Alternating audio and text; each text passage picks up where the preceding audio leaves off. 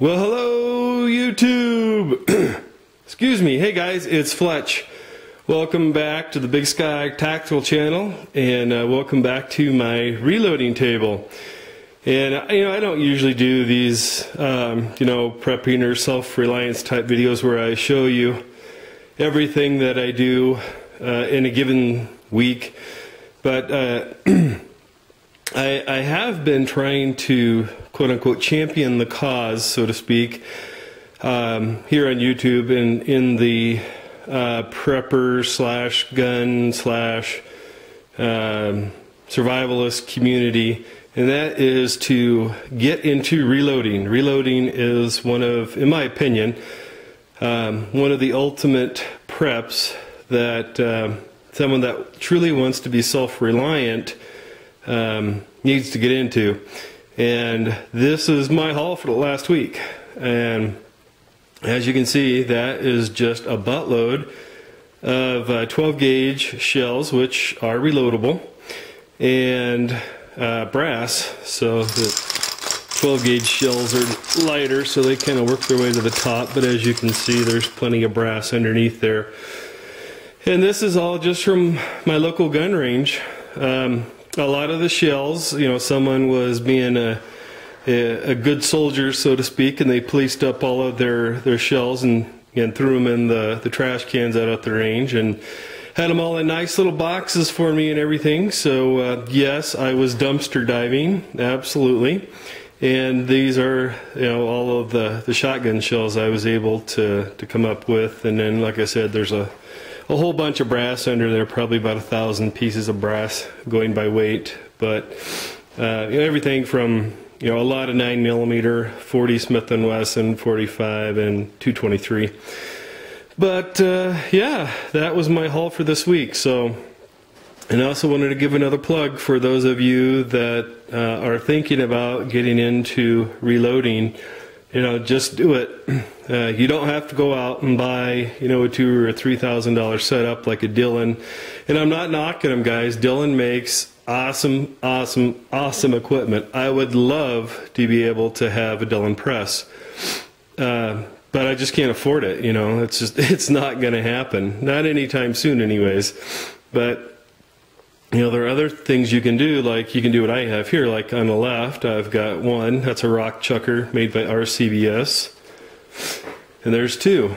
So I can do two stations here. I can, start on the left and then go to the right and do two steps out of a progressive. And, if you look closely, here in Montana, it's like trying to find hen's teeth to find used reloading equipment. People just don't ever get rid of it.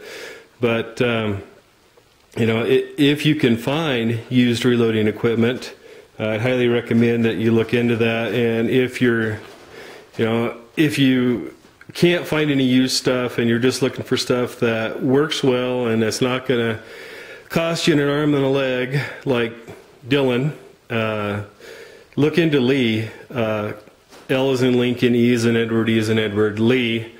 And, they make products that just work. They're not overcomplicated. They're not overpriced. They just get the job done and they just work. And also, probably most importantly for those of you that are like me, where money is a factor in pretty much everything you do when it comes to your self-reliance. Lee is some of the most inexpensive stuff that is out there, and I'll just tell you up front, there are some Lee haters out there too. They just don't like it because Lee's stuff is a lot cheaper than most of the other stuff that's out there. A lot of the products that Lee makes, the competitors' products can cost 5 and 6 times more than what Lee does. But the Lee products work; they work great. And but again, if you got the money and you want to buy Dillon, by all means, it works great and they make great products. But prepare to open up your wallet. And yeah, so anyways, there you go, guys. There's a haul for this last week. And don't forget reloading as part of your self-reliance plan. And of course, it's not going to do any good to reload if you don't have firearms to shoot all these bullets. just like your firearms are useless without bullets, hence the purpose of reload. Alright guys, and just real quick, a couple other things. That's all the brass I got after I took out all the shotgun shells, and then that's a 5-gallon bucket with the shotgun shells in it, and there's some of my brass, and there's the lead that I collect as well. But anyways, save these little containers like this. This is you know, like your Tang and Country Time lemonade and whatnot.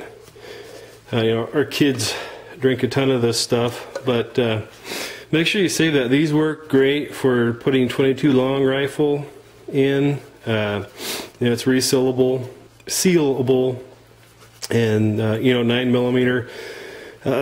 Bigger rounds obviously don't fit quite as well in here, but you know, the smaller rounds they work great for.